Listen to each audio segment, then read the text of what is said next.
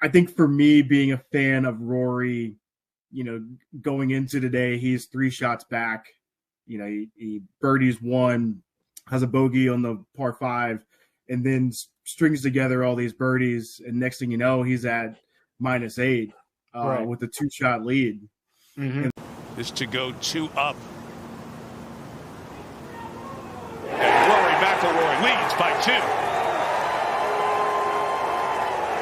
The next thing you know, he starts to trick it away, and you just feel for him because you know the weight of how good he was when he first came onto the scene, and you're like, oh, he's the heir apparent to Tiger, and he has not been able to win another major since 2014. It's tough. It's just tough to continue to watch him put himself in position in some of these tournaments and have a really, really good shot and not be able to close the door. And to me, this is one of those where I just checked Twitter before we started recording.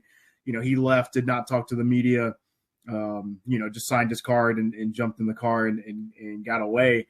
This one would hurt, man. This one would sit with you for a while because, you're finally, you keep yourself in contention. You play we just talked about how hard that course is. You manage it through the 3 days. You have you hit a couple putts, and next thing you know, you look up at the leaderboard, you're like, oh man, I got a 2-shot lead. Mm-hmm. And then to lose it in that fashion. And I saw this stat before we jumped on. He had not missed a putt within 5 feet all year long, right? He was 496 for 496, misses 2 there to close it out in the last 3 holes, which causes him to have bogeys on those on 18 and then on 16, missing those 2 short par putts. And Bryson makes a great save out of the woods. He didn't hit a fairway all day, and he was able to scramble, make that play.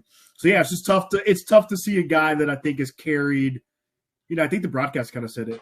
I would say he is the most well-known golfer and probably most popular golfer outside of Tiger, he being Rory. Yeah. And I think he's just carried the weight of the PGA, obviously everything with Liv. And so for him not to just be able to win one of these, I know he won a tournament. He's won a tournament this year, won a tournament last year as well, but just hasn't been able to close in a major. It's hard to see as a fan of his and wanting to see him kind of break through. Yeah, Rory's got to look at it through this lens, and he's got to stay upbeat because he's played well all year. In the past month and a half, he's coming off of 1 victory and versus a good field. You show up to the U.S. Open, you storm back, tied for 4th essentially, 2nd, 4th, however they like to really call that, heading into the day at 4 under. Tied at 4 under with 3 other folks. And then you take the lead at 7 under, more so to what Bryson wasn't doing. So the positive thing is if Bryson really played his game and he actually started choking. If there's anybody, I don't consider what Rory did a choke. I do think he let it slip through his fingers after grasping the moment and seizing the moment and really putting the pressure. Hold on, but that's you can't say that. I'm not saying that he's full on choking. I am saying he stormed back. There was nothing for him to lose on that day because he was second regardless, 2nd and 4th, whatever. It was Bryson's to lose. Bryson was losing it. If you look at his reaction on 16 or 15 when he had that 4-foot putt, if you could have a Richter scale, that man's arms were full on shaking.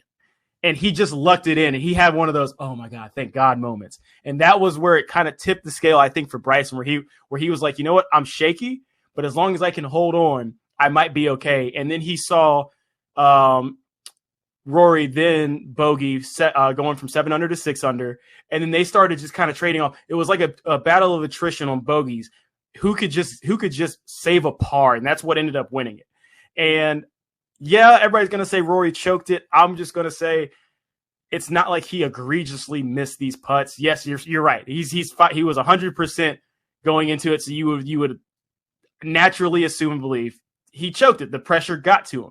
And I agree with you. He's carried the weight of Liv. He's carried the weight of having to deal with Jay Monahan, whatever, and how he handled everything and being the poster child of we're staying on the PGA because the PGA is right. And Now you're out here trying to win a tournament. You're getting axed out of the Masters. You're missing cuts a little bit. Then you're starting to storm back. Then you had the stuff internally with his wife, and you're battling and rallying in the last 2 months of a lot of stuff happening, from wins, divorce, no divorce. Now you're up here, we're almost about to win. I think, he's got to look at it through a positive lens.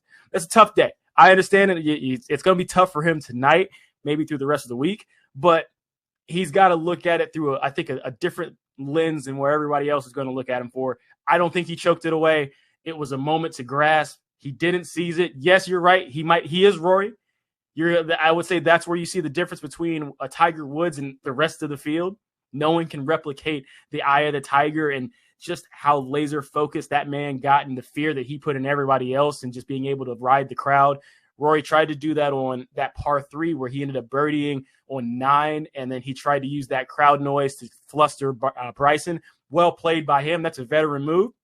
But that course played extremely hard. That was the first time I think you could really see the undulations in the green by the dark green that you would see.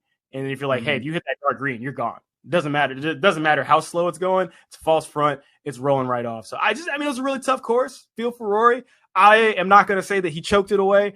I want to say that he didn't grasp the moments that he had that presented himself from the leader choking it away. And now he